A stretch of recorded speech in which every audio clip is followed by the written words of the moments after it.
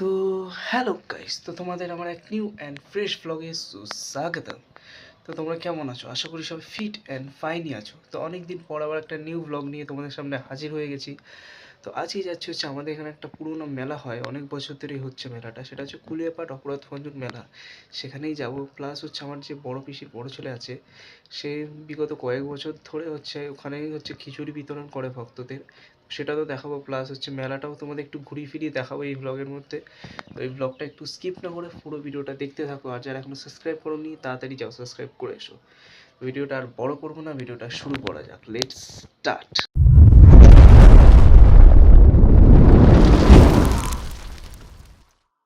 তো বন্ধুরা, চলে এসেছি এখন কুলিয়াপাট অপরাধ ভঞ্জন মেলার একদম মেন গেটের সামনে।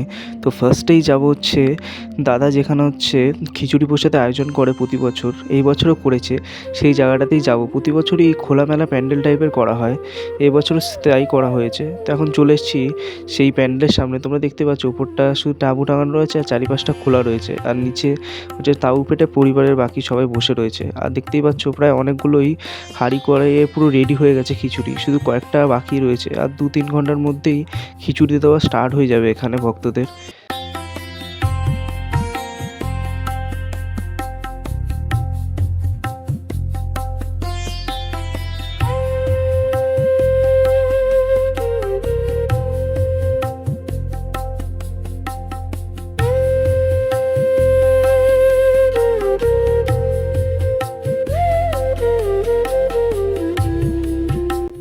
তো বন্ধুরা, অনেকক্ষণ হয়েছে খিচুড়ি দেওয়া স্টার্ট হয়ে গেছে, আর এই প্লাস্টিকের পাতায় করে ভক্তদের খিচুড়ি খেতে দেওয়া হচ্ছে, আর বাড়ির জন্যও তারা নিয়ে যাচ্ছে ক্যানে বাটিতে করে।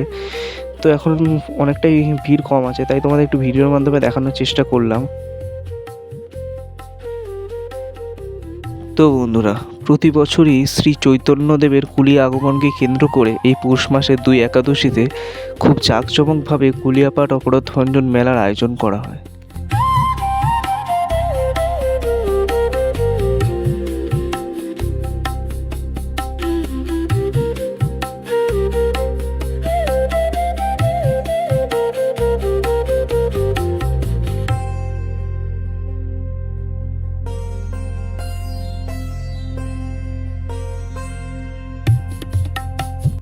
তো বন্ধুরা, তোমরা এখানে আসলেই একটা খুব সুন্দর কুলিয়াপাঠের মন্দির দেখতে পাবে। তাছাড়াও আশেপাশে রয়েছে অনেক ছোট ছোট মন্দির, আর তোমরা এই মন্দির সংলগ্ন এলাকায় ডালা পেয়ে যাবে, যেই ডালার মাধ্যমে তোমরা এখানে পুজো দিতে পারবে।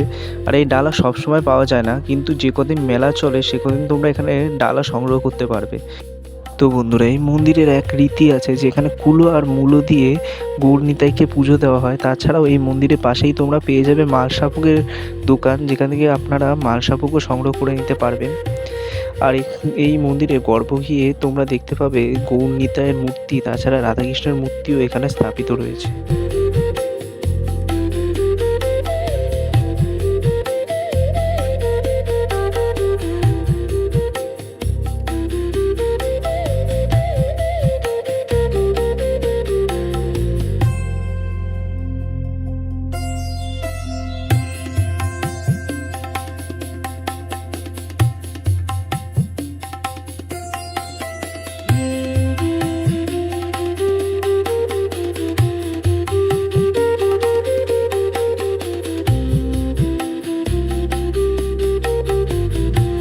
তো বন্ধুরা, তোমাদের এখন দেখালাম কুলিয়াপাঠের মন্দিরটি এবং তার পাশেই প্রতিষ্ঠিত ঘাটটি।